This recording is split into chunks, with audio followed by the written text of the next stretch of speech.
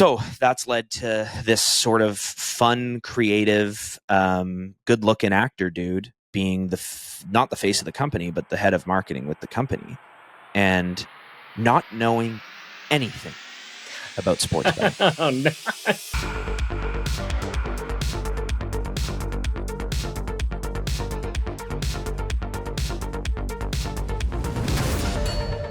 Hello, and welcome to another episode of Behind the Lines, the only podcast purifying the sports betting industry. Remember to like, download, subscribe, follow us on all the socials at inplayLIVE. And if you want to see what it's all about on the inside, see what our community is up to, we have that promo code for you. That is Behind the Lines, all caps. I encourage you to use it. You'll get the very best pricing available.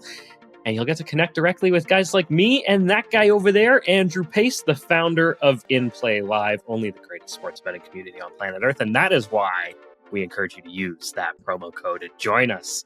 See for yourself. Maybe I'm just talking a lot of hype over here, talking a lot of crap, but no, that's not the case. Join, see what it's all about, and then decide for yourself. Behind the Lines, all caps. All right, Pace, on today's show, course siding. Changing the game of golf, maybe. MLB umpire disciplined for betting. We got an ump involved now. Canada restricting advertising, maybe looking at taking it a little further right across the nation. And Pace, a You Bet party review. I'm looking forward to talking to you all about what's going on with the You Bet and the big parties that have taken place in Vancouver. So that sounds pretty awesome. We'll get to that in a moment. But Pace, I want to start off with this article out in the Washington Post from our friend Danny Funt, good friend of inplayLIVE. Pace, you've chatted with him before in the past. He wrote an article in the Washington Post fresh off the US Open this past weekend. And it's kind of interesting because I think this is one of the first times where we're really seeing the impact of wagering on the actual game or event itself. Now, I know, we've seen a lot of people yelling about their bets at basketball games and baseball games and in hockey games and that kind of thing. But it's kind of interesting here, given the location being the US Open, and you're at a golf course. And so this was held at Pinehurst in North Carolina, a state that recently legalized sports betting. And the headline on Funt's article here is "One Soundtrack at the US Open, Heckling from Gamblers." So, everybody who knows anything about golf or has been at a golf course, Pace, I know that you like playing a little bit of golf. Golf is played quietly, at least a little bit quietly when you're taking your swing, and so, if somebody decides that they're going to yell at someone, it's pretty clear what they're saying. Everyone can hear them. And Funt even quoted this one guy here who yelled out at Bryson, "Hey, Bryson, I've got $100 on you to shoot over 70.5 today." So here's the guy, he's heckling the guy who goes on to win the US Open. Bryson, of course, taking it down over the weekend. But, Bryson was asked about it afterwards, and he said, this is a quote from Bryson: "Whether betting is a good thing or not is up for debate. I personally think if it can help grow the game and bring in a bigger audience, I'm all about it." So that's, there's Bryson. I mean, he's making a great point there, though. But, golf being one of these sports where you can just get so close to the player, and it almost doesn't matter what kind of ticket you purchased or how much you spent to be at the event. If you've ever been to a live golf event as a spectator, you can move between holes. If you can get yourself a really good position on a particular tee deck or something like that, you can get within feet of these players, and it's really, really easy to let them know what you think, whether good or bad. Pace, your thoughts on the article and kind of this whole idea of course siding and maybe, having an outweighed impact on the game compared to other sports. Yeah, I think just with court siding in general, the window of being successful with that has closed or is closing. Mm-hmm. If sportsbooks haven't and odds providers have not taken a defensive position in some capacity there yet, they're really behind the times. Like, it's really not something that should be overly effective today. Maybe gaining like a really small edge in perhaps like basketball, because you got a basket ahead, but you're still going to have the books are going to close with 3 or 4 minutes at least left in the quarter. So like you might have gained a small advantage, but if there's a score on the next basket, or, depending on what you took, you can just as quickly lose that advantage on the next possession. And if you're just chasing the advantages back and forth the whole way down the quarter, can you make money? Yeah, sure you can. But I just think that isn't necessarily something that's going to be overly effective in golf. Like, my understanding of golf wagering live with hole by hole stuff is, once they've teed off on that hole, the markets are already down. Typically they're down a couple holes ahead. So I don't think there's much there. As for the rest of it, guys screaming at people and telling them what they're betting on and things like that. I mean, in 1996, we already saw this, right? It's Happy Gilmore. So, imagine we start seeing those kinds of seeds on at a US Open or another major.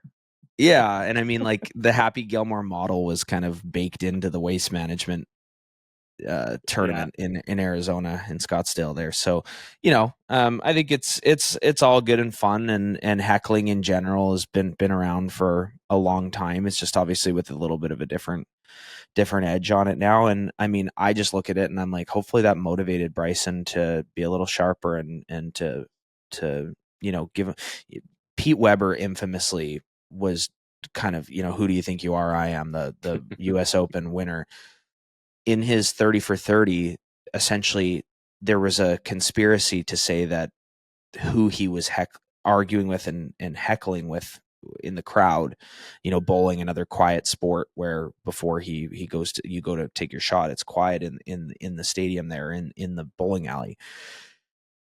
There was a conspiracy saying that he created someone to argue with in his head to get him to the next level. So, like, there's an argument to be made that a guy like, Bryson in this spot uses it as motivation. So it's like a heckler saying, I've got you to screw up. I've got you to screw up this round. That might just be more motivation that led him to the top of the leaderboard. Who knows? It very well could be. It absolutely could be. It could also, though, depending on the golfer, go in the opposite direction. And I just think, you're probably going to see a whole lot more of this in golf. But I do like Bryson's take on it in the sense that, hey, if it's bringing more people out here to the course to watch us play, and the audience is growing, then he's all about it. And I think we're seeing that, happening in a lot of different sports, right? When it comes to sports betting, and it's sort of really sort of fueling interest, women's basketball sort of comes to mind. Yeah. And I think, just from the standpoint of like mental sharpness, I think that golf may be the single most difficult sport to deal with the challenges of the game, and then the mental battle that occurs, throughout the weekend in a tournament, and then add a major on top. So a fan heckling you and Bryson's response is probably the right response. It's saying, hey, if you're supporting my income, if you're supporting this sport, if you're making this sport bigger and better as associated with betting, and you want to come here and try to heckle me, you might get kicked out or whatever, potentially, depending on how far it goes and how bad it gets. But that mental toughness is important, and you shouldn't let it. Yeah, I mean, I've been in baseball stadiums where, the poor left fielder on the road team is just get freaking, like, it's like there'll be people who have devoted their life to bringing this man down. They've done all the research. They know everything about the guy, and they're going to absolutely tear this guy down for 9 straight innings. And, you have to deal with that as professional athletes. And you have to have the mental fortitude and strength to not let it mess you up. I may have heckled an outfielder once or twice in my younger years at the Skydome or Rogers Center, as it's known now. There's a lot of fun in that, right? I mean, hey, you're out there having fun at the game. Okay, I'm glad you brought up baseball though, because man, baseball has really been feeling it when it comes to the sports betting scandals this season. Of course, we saw Shohei Ohtani and his interpreter, a couple of other players too. One of Ohtani's former teammates got caught up in an investigation, and now we are seeing an umpire being disciplined following a sports betting investigation by the league. Now, I want to point out, so this is Pat Hoberg, and here's what the MLB said in a statement. So they say, while MLB's investigation did not find any evidence that games worked by Mr. Hoberg were compromised or manipulated in any way, the MLB determined that discipline was warranted. Mr. Hoberg has chosen to appeal that determination. Therefore, we cannot comment further until the appeal process is concluded. So he's appealing. We don't really know what he was betting on, when he was betting on it. Was he betting on baseball? Was it another sport? But we know that the league here is saying, you cross the line and we're going to discipline you. Of course, he's appealing it. So, we're not going to find out more information for a little while until some of those details come out. But, Pace, if you're in the MLB and, the season started with one of your biggest stars being embroiled in a betting scandal. And now here you are with an umpire, the person on the field, or at least one of the people on the field that is supposed to be maintaining the integrity of the game, being disciplined for sports betting. I mean, that's got to be a big concern for the entire league. But I'll be very, very interested to see what comes out. I mean, maybe he wasn't betting on baseball at all, and he's just, who knows, betting on golf. Right. I just flip back to the most recent but early example, the Calvin Ridley scandal, for lack of a better term, where he got disciplined so severely. And if you guys don't know, I mean, Calvin Ridley was making parlays that had nothing to do with any sort of manipulation or rigging. He's losing money, kind of similar to a couple of these MLB guys that have recently been busted. And this is where you think about the draw of gambling, right? So you're not, forget about this umpire for a second from the standpoint. Let's look at Calvin Ridley. You are not rigging the game that you are playing in. Mm-hmm. You have an amazing career ahead of you, a tremendous salary. You're not allowed to gamble. Do you not understand that? Is that one side of it? Sure. Okay. But let's just pretend that you do. You're so drawn to this that you still go and do it, risking your career and things like that. Then obviously you get into the NBA, Jonte Porter. It's okay, he is trying to manipulate the game for his own gain. Totally wrong, totally illegal, shouldn't be in the game, all that kind of stuff. Sure. But at least at least he was using his position to try to gain an advantage. Whether you think it's right or wrong is a different story. I definitely am on the wrong. I think it's wrong, but at least he was some of these guys, they're out there gambling, and it's dude, just don't do it. You've got a great life, a great career, a great situation. Yeah. But I guess some people just can't help themselves. In the case of this umpire, I mean, we really don't know what the situation is. We don't really have the details. But I mean, I look at it I watched the Jays play the Guardians yesterday. We're filming this on a Monday. The amount of missed calls, it in no way felt like rigging. They were bad on both sides, but it is freaking insanity to watch a game where you're you did not just call that a ball. You did not just call that a strike. And then, you put this into the mix and you go, what is the upside of these guys on the field now in this day and age?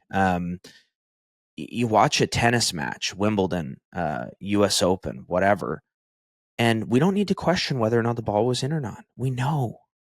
So why would we leave that up to human error? We know. What is the upside of having a tennis judge call the ball out when it was in fact in? There's no upside whatsoever. So we're at the stage with the MLB now. Forget about the gambling stuff, but then add that in. We're actually dealing with an umpire that's potentially rigging a baseball game that we could just watch the frickin' box and it can tell us whether it's a ball, strike, out, whatever. Let's advance this game already. And credit the MLB. A baseball game is so much more viewable today than it was 5 years ago. It's quick. It's on a nice timeline. There's none of this bullshit in between pitches, in between innings. Pitchers have to stay on the mound for a certain amount of time as to limit, those types of long changes that can slow the game down. It's very watchable. They need to make this next step, and they need to make it yesterday. I think that's a great point there that you brought up, that, we've got the technology and we sitting at home can all see what it is so clearly. It's just, it couldn't be, any more clear. But then you see a human who's out there who isn't, who doesn't have sort of, artificial intelligence built in and machine powered learning and all that sort of technological stuff that sort of is used to analyze these games and give us the incredible broadcasts, that we're now privy to. it makes you wonder, like, do we need the umpire at all? And then could you remove, a few umpires and, just let the cameras and let the machines tell us what's what out there? Yeah, exactly. Yeah. But it's just really sort of interesting to see, to kind of see it all unfold this way. But I think, yeah, you remove more people, then you're gonna not have those betting concerns about those people probably, maybe being at a conflict of interest and that kind of thing. So it'll be interesting to see where things go. But I absolutely agree with you on the sense that the MLB has done a lot right in terms of improving the game over the past few years, because baseball game was notoriously known for being so slow, and you might have to commit a 4-hour window if you wanted to watch a whole game, and now that's not the case. Games move along at a really good pace, and that's definitely beneficial for the league and the game and anyone who likes baseball. So that's always great to see. Okay, Pace, here's a topic that you have commented on in the past when it came to celebrities and their involvement in sports books and advertising. And there is now a new piece of legislation in Canada that would apply across the country. And it's called Bill S 269. And so this is a Canadian senator named Marty Deacon who has put this forward. And basically, they want to limit the amount of sports advertising that we're seeing on broadcasts. They want to have it reduced in some way, shape, or form. Exactly how, where, when, and why is still sort of up for debate, but they really want to look at it. And they're also pointing out to Ontario that did, in fact, ban athletes and celebrities and influencers from being in ads promoting sports betting, not ads promoting responsible gambling. That's still allowed, and some people think that that's a huge loophole in the system, and we've talked about that here on the podcast before. But this is taking it sort of a step further, and it is across the country, not just in Ontario or one province. But I'll just run off some of the things that they're looking to do here. So identify measures to regulate the advertising of sports betting in Canada with a view to restricting such advertising, limiting the number, scope, or location, or a combination of these, limiting or banning the participation of celebrities, as I mentioned. They want to promote research and intergovernmental information sharing related to prevention and diagnosis of minors involved in sports betting. So really sort of targeting the youth, or at least looking to protect the youth from targeting by sports books, and national standards for the prevention and diagnosis of harmful gambling. But I think what's most interesting here is that in this CBC article, they referenced a previous investigation, and that investigation found that sports betting messaging now makes up 21% of all sports broadcasts in Canada. So you sit down and, say a baseball game, for example, as we just mentioned, it moves along a little quicker. But say a 3-hour game, 21% of that, we're talking about, 40 minutes, 45 minutes of that broadcast is going to be sports betting messaging. Pace, do you think that we need some kind of legislation that limits the amount of advertising we're seeing out there? Yeah, I think this is just further evidence of just Ontario, because that's kind of what this is based around, just not knowing what it was that they agreed to and were getting into. It's like you can't legalize something like this where, number one, the business isn't going to do and take the steps to be as profitable and exposed to the public as they possibly can be. Multi-million-dollar, billion-dollar companies, they're going to advertise. They're going to find creative ways to do it. They're going to involve celebrities. They're going to be on the major broadcasts with ESPN. They're going to be letting people know that there's a way to wager on this game before it starts and live, and have people giving advice on it. They're going to sponsor the stadiums and be on the sides of the courts, the rinks, the fields, etc. So I don't know. It's like, what did you think was going to happen? It's very naive. Like there's a lot of literature lately that I've been exposed to just about cause and effect, and the immediate action versus the long-term, I guess, impact. And we're not even long-term yet. Like this just started, and here we are where we've taken this action, and then we're surprised and trying to mitigate the impact or the effect, where it's, I don't know, it just seems obvious to me. Like, you didn't think this was going to happen. But as we know, Shane, like, we are being inundated with this stuff, and, it is made easy, or made to seem easy in a lot of cases. And I think that people have now woken up to the betting boom, and going, hey, this isn't for me long term, and kind of tried to step away from it to an extent. So, yeah, I mean, from the standpoint of what can be done, and do I agree with some of this stuff? I kind of sit on the fence in a lot of these discussions. I would say, putting aside the whole, like, did you not know this was gonna happen discussion, it's like alcohol or cigarettes, like tobacco, right? Like, there are warnings on the packages. There are warnings on the broadcast. There are certain times of day that you can and can't advertise. There certainly are rules around all of that. There definitely are steps in place to protect minors. So I don't think gambling is any different, and it certainly has come out of the gate with absolutely no restriction, regulation, no player protection. Like, I'm always going to come back to that. Right. And this is one of the many things that certainly could be improved upon. And to be honest with you, one of the biggest things Paris said last week that really I kind of took home and resonated with me was this discussion of bonusing and the race to the bottom. Sportsbooks putting in all this effort, all this energy, all these ads, all these promos, bonuses, and inducements, and her looking at that as like, hey guys, you're burning money. It's a race to the bottom. So will these sports books have the outlets still, with new regulation being brought in, to get the same amount of signups? And if we just take that one snippet from Paris last week and apply it to this, it's like, well, yeah, that they're still gonna get signups at a similar rate.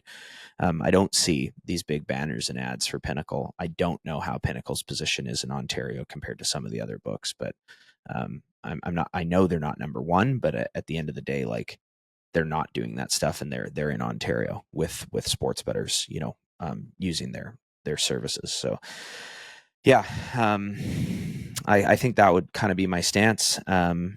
So I guess it's like, even with the regulation taken, what I'm going to say, that doesn't get rid of this. You guys chose to regulate sports betting, so you've got sports betting now. Shocker, Shocker. like, it's here. And now you got to deal with these companies and all of the tactics that they're going to use to target everyone and anyone they possibly can. And you made sort of the reference to smoking there. That's what these sort of lawmakers are kind of looking at, right? They're sort of saying, hey, we did this with smoking. We put up the warning labels. These things made a difference. We need to do that here with sports betting. And, I definitely think they have a point. I'll also mention, though, this is not a law yet, for anyone out there who thinks that, Shane just told us there's a new law in Canada. No, I didn't. This is a piece of legislation that has passed second reading in the Senate. It still would need to go to the House of Commons and move through the House of Commons because it was brought forward by a senator. It's a long way out. And what the concern is, at least sort of from the lawmakers, is that they may not even be able to move this piece of legislation through within the next 15 months before the next election. So they've got to move it through in the next 15 months, because if we go into another election, then everything sort of resets after that when it comes to lawmaking in this country. And on top of that 15-month period, there's a whole bunch of time where our politicians don't work.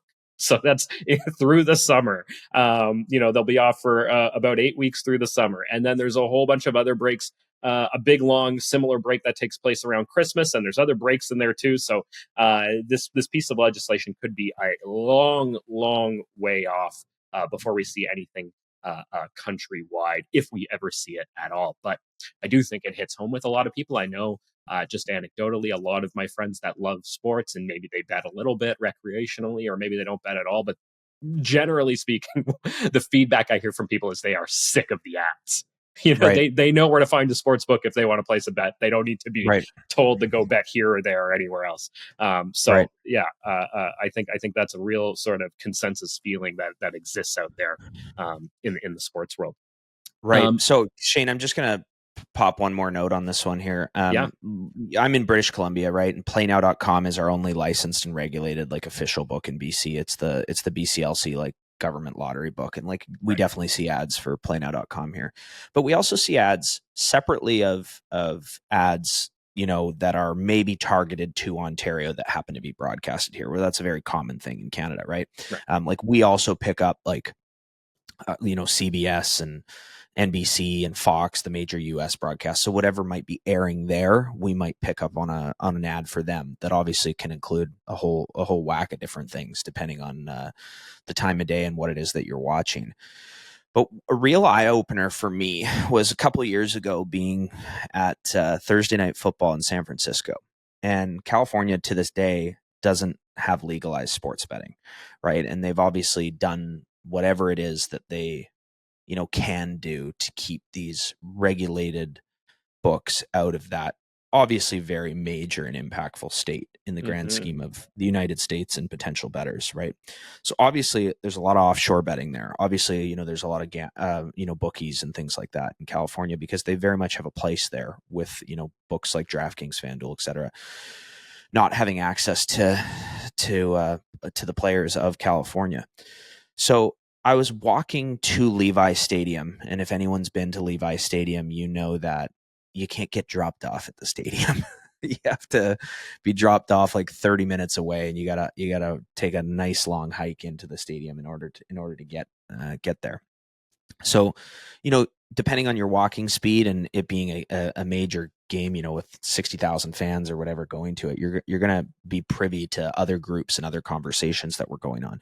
I shit you not, there was 3 different groups that I either passed or they passed me that I noticeably could tell they were talking about their bets for that game or betting in general.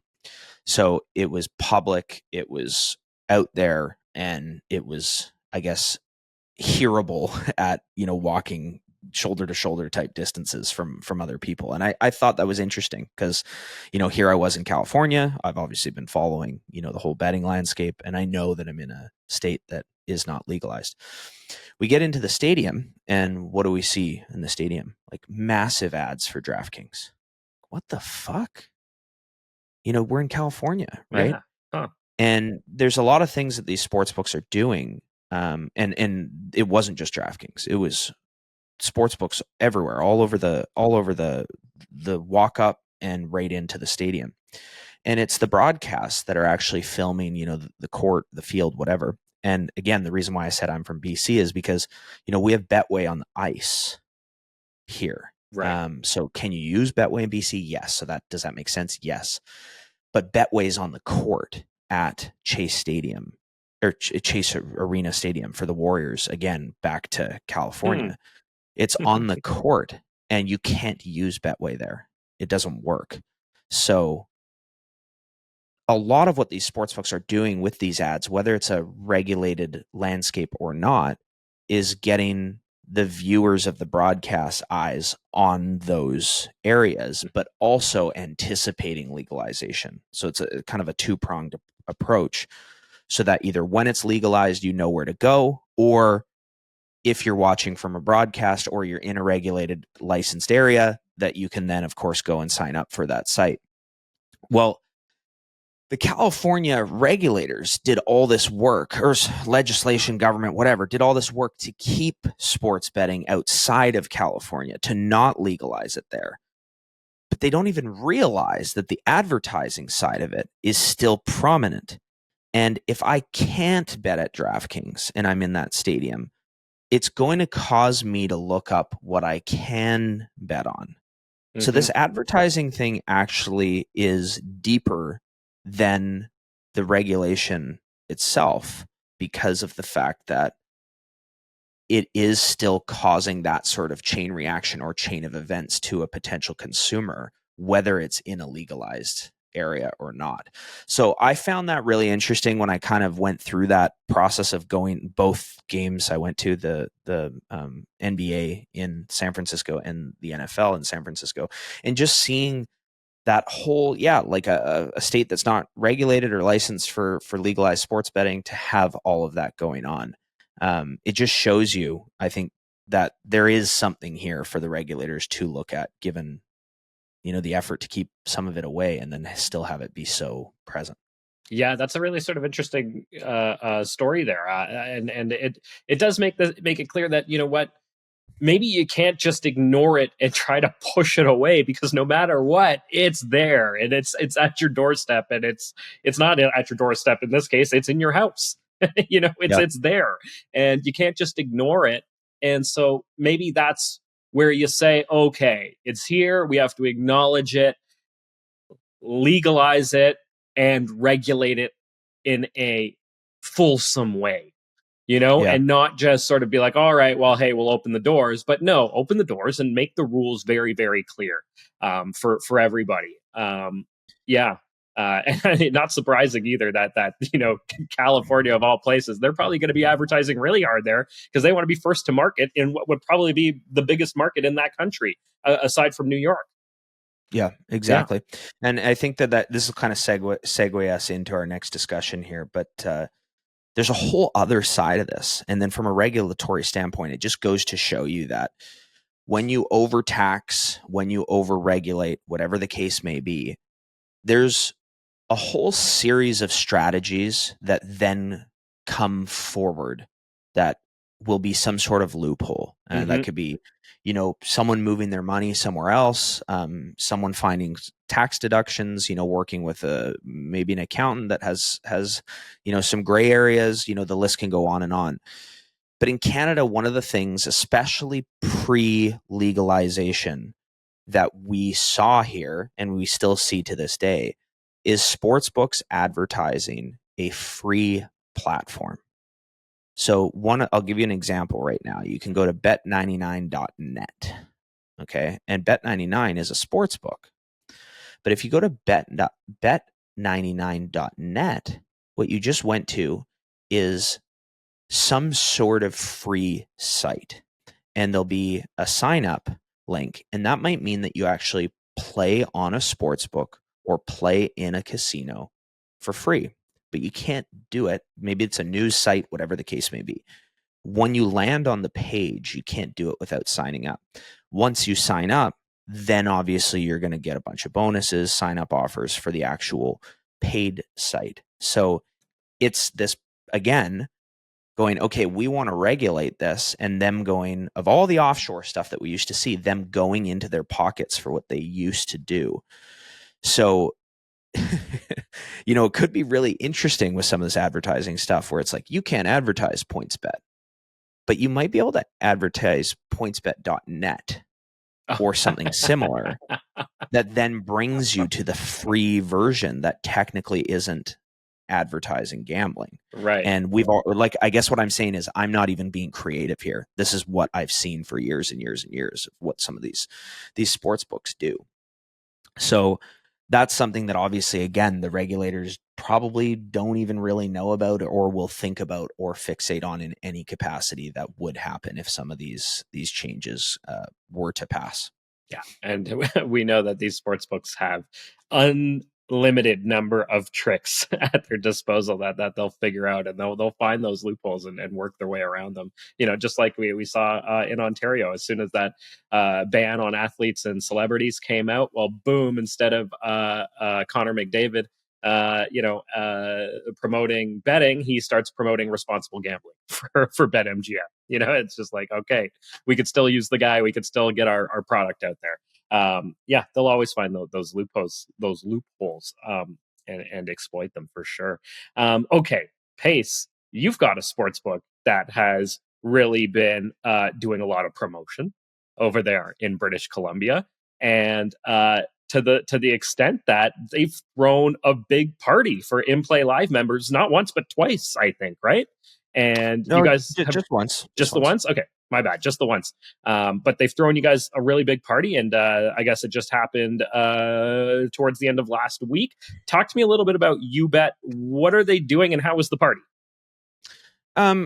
Yeah, so I'll just kind of tell the backstory really quickly. Yeah.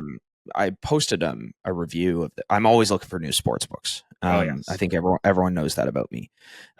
So I came across YouBet as a new crypto book, and they're very new. And I was like, okay, I'm going to go play here. Did very well with them.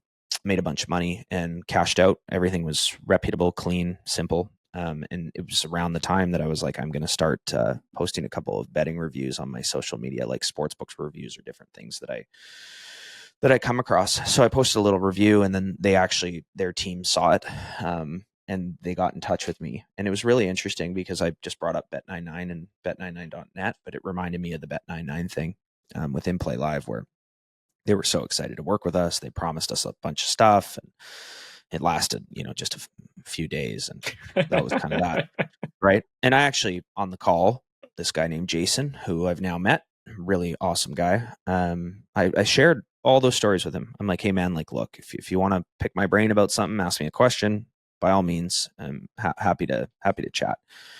But I want to be very clear, like, it's kind of me against you in this world that I live in. And,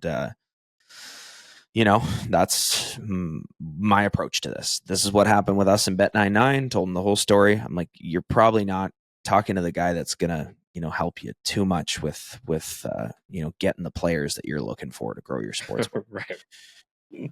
And yeah, I mean that kind of, I don't know if it motivated him or what, but he was pretty persistent and kept chatting with me and tried to offer me a few different things that I declined all of. I said, the only thing that you can offer me of real value would be letting me keep my account. And he went to the trading team and they said no. so I want to get this clear. So you played with them, you won, you cashed out, they limited you. Yeah. Yeah. Okay. Full on limited. So just treated like any other soft book would treat you, right? And sure, they limited you. And then this guy, Jason, reached out to you. Well, I did my review. Oh, you did your review. Right. So the review got the conversation going. Yeah. Right. Yeah. And then, yeah. He had a bunch of different ideas. Like, can we pay you to make your review an ad? Like the review I did, he's like, we want to run that as an ad for a sports book. I said, I said no to everything. I just said, like, hey, like, I'd rather have a free call with you where we chat and you can be like, hey, can I ask you a question about this? And if it's something that I think is, harmless and something that I'm willing to answer, he's been a nice guy to me. I'm not going to say no.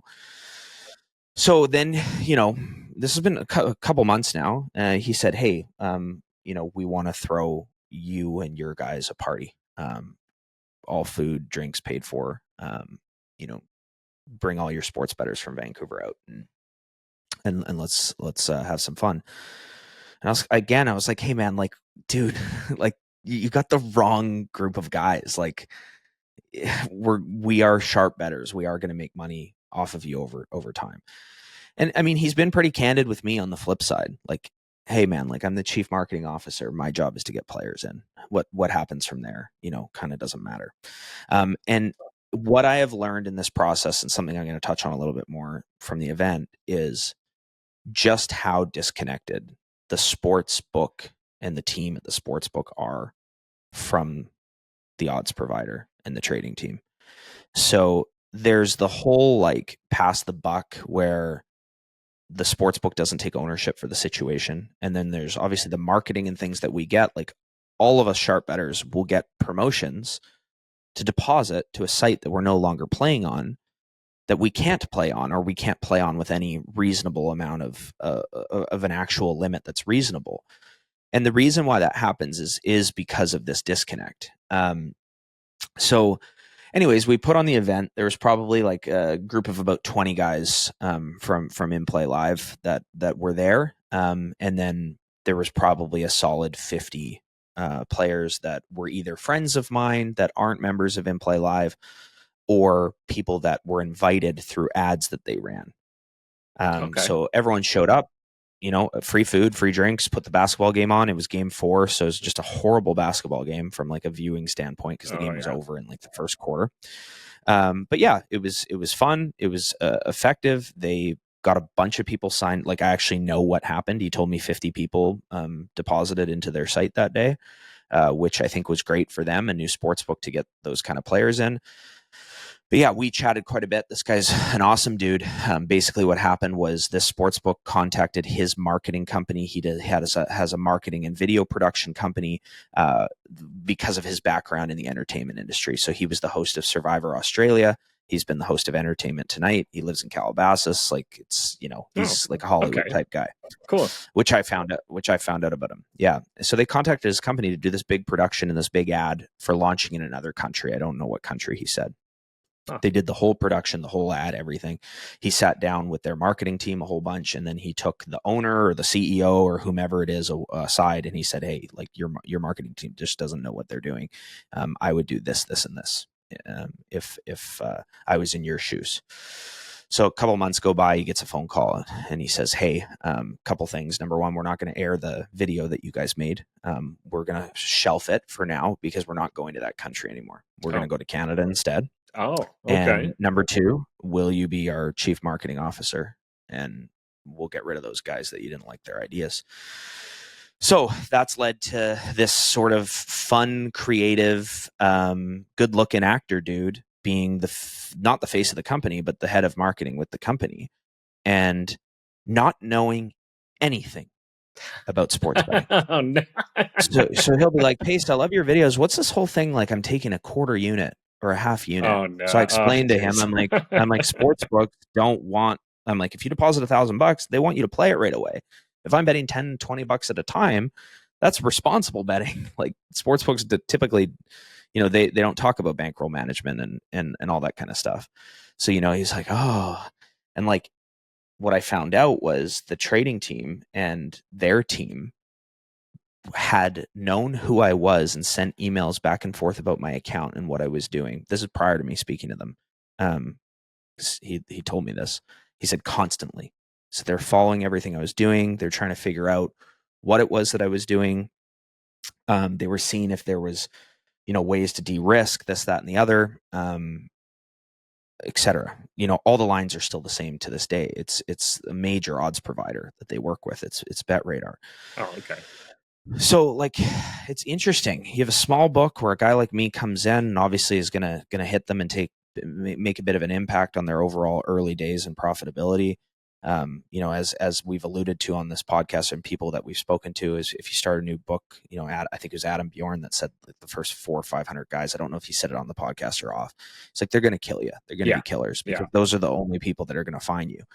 And then after that is where you settle in and see if you can actually survive, right? So yeah, the whole process was interesting. It was a short, little, fun, quick event. Everything went fine. No issues there at all. Obviously they got some signups, which was their goal coming in. How those signups play out with them over the long term, I think they'll do well, because I think it was a creative marketing strategy, and they got a lot of people that came that were not members of inplayLIVE that didn't know me or I didn't know them. So I think that from a sports book, rather than, throwing points bet up on the screen or whatever it is that we've been referencing from an advertising standpoint, took a very hands-on approach, where every person that's walking in is meeting this guy. He's helping them sign up. He's giving them a little bonus and different things like that to actually get players on board. I think it was obviously not a very scalable marketing strategy, but an effective one for, what it was. But yeah, just seeing firsthand the lack of connection from the major players that own or operate the sports book next to the trading team. I always knew that, but it's just a whole other level than what I thought it was, and just the lack of betting knowledge in general. I said a few words at the event, and I let them know who I was. And they were offering 6-1 on the Celtics money line. The Celtics got thumped, and I opened by saying, I have no idea who's going to win this game right now, but what I do is teach people how to beat sports books like you bet. That's my opening remarks at the thing. And I said, so because they're offering this promotion to us and they're giving us a $100 bonus, I'm like, I'm going to teach you all how to make money tonight. You're being paid to be here. So you deposit $100 USD to this sportsbook. They're matching you with $100 instantly. The max bet on the Celtics money line is $50. They're offering it at plus 600.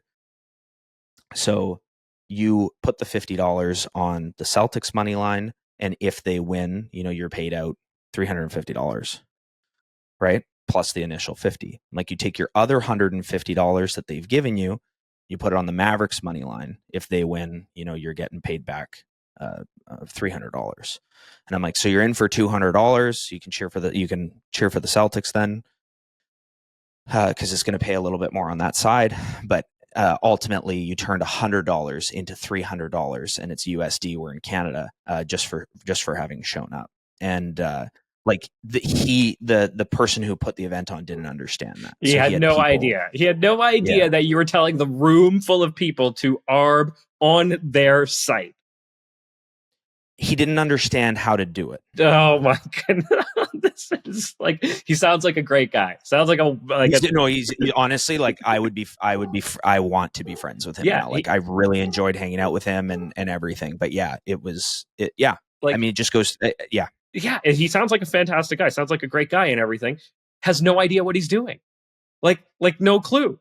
Like, it's how can you work in a space and not understand even the most basic elements of it? Well, I'm actually going to defend him there, because I think he did a lot of positive things and got some great signups and things like that. He's a marketing guy, and he did great marketing.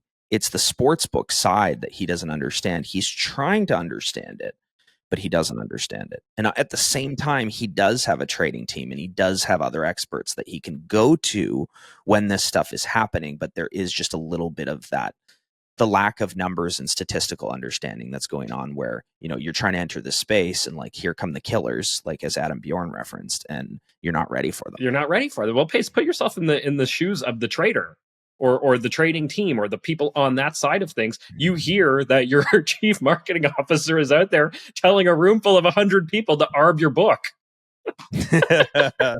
Well, he didn't tell them, I did. Right, you did. But he brought you there. Right? He brought you there, and you told them, this is what I do. And, I teach people to make money. To be fair, if anyone's like, Pace, that's kind of ridiculous, I told him in advance that if he offers a promo, I'm going to be letting them know to do that. And I said, if you're not comfortable with me telling them to do it on your book, I'm going to be giving the best line at a different book. At a different book, right. He wanted it to be through his book. So he said he wanted it to be through his book. I can't, it really is a great story, though, to really sort of crystallize this concept and that disconnect that exists, because it's not just at UBet. It's soft books everywhere that have this unbelievable disconnect between, the people who are running their marketing teams, the advertising, and, that side of it, and then the people who are actually there evaluating bets and, making determinations on who gets to play and who doesn't. And two different worlds entirely. And you gotta wonder sometimes, like, how do you expect to run a profitable business in this way when half of the people, or I'm generalizing here, but half of your team doesn't understand the fundamentals of the business? Yeah.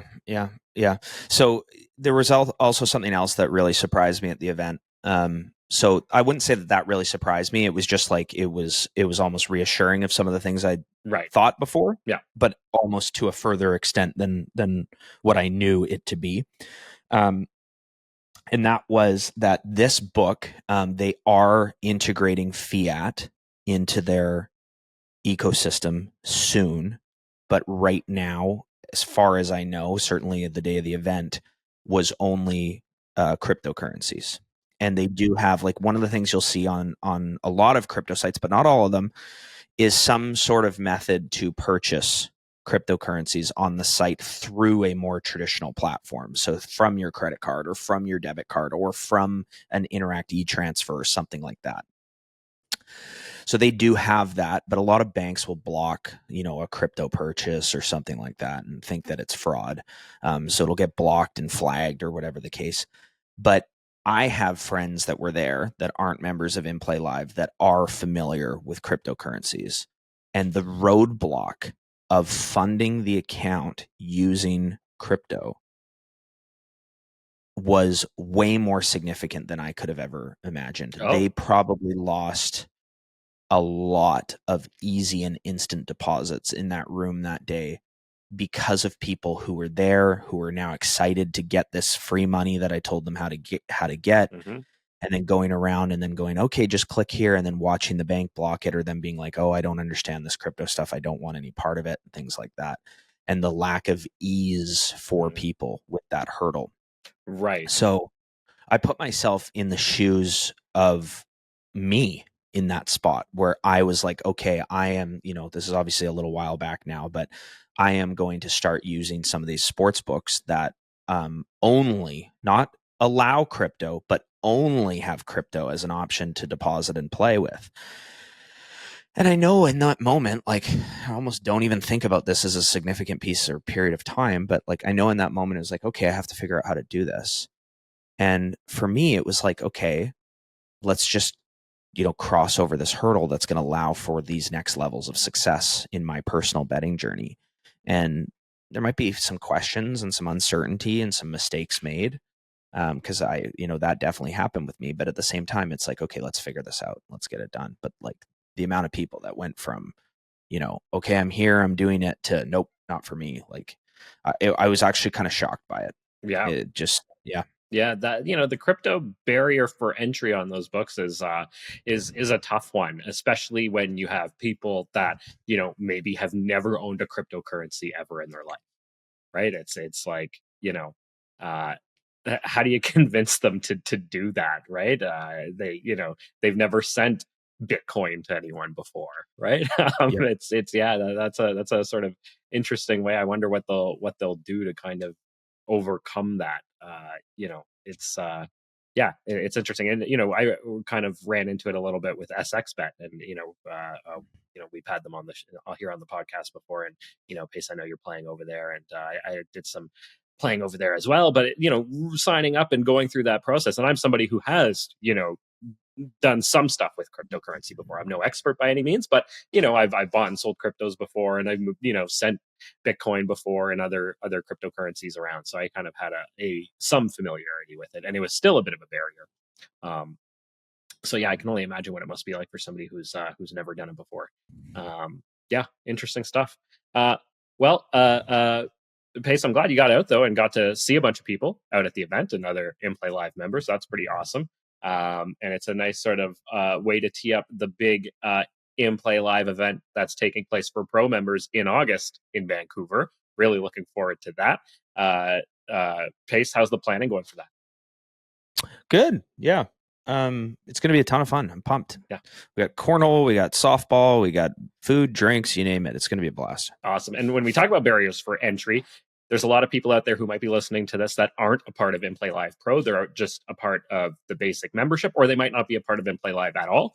But if they were part of members, or they're not a part at all, they can still get in on the event by joining Pro just for the month, right? Just to give it a try? Yeah, I mean, from a planning standpoint, we're going to lock the RSVPs up pretty quickly. So people would have to, if people wanted to come to the event and that was like a reason for them to join, they would need to have done it by, I'd say, there's maybe a 2-week deadline on it now. So they'd have to join sooner than later for sure. If you are a member of inplayLIVE and you're not a member of inplayLIVE Pro, you can let us know that you're coming. And then obviously just by then you'd have to have your pro membership. Cool. Well, I can speak firsthand. It was an awesome event last year. It was great to be there, and I'm looking forward to being there again this year. And there you go. 2-week deadline, guys. If you're thinking about it, you want to get in, maybe you're not a part of Pro, there is still a window for you to come on out and meet all of us in person, which is just such a great time. Lots of games, lots of fun, food, drinks, everything. It's such a fantastic opportunity to meet people in real life and maybe even place a few wagers in real life. So a lot of fun there. Pace, glad you had a great time with UBet. Really interested to hear how the relationship develops over the next little while and where things go from here. But I think that's just about it for this week. So Pace, keep beating UBet And everybody else out there, keep beating the Bucks. Till next week. Take care, guys. Thanks for tuning in to another episode of Behind the Lines. Remember to like, download, and subscribe. We are on YouTube, Apple, Spotify, and everywhere you get your podcasts. Have a betting story or want to be featured on our podcast? Drop a note in the comments below. And if you want to join In Play Live, use promo code Behind the Lines.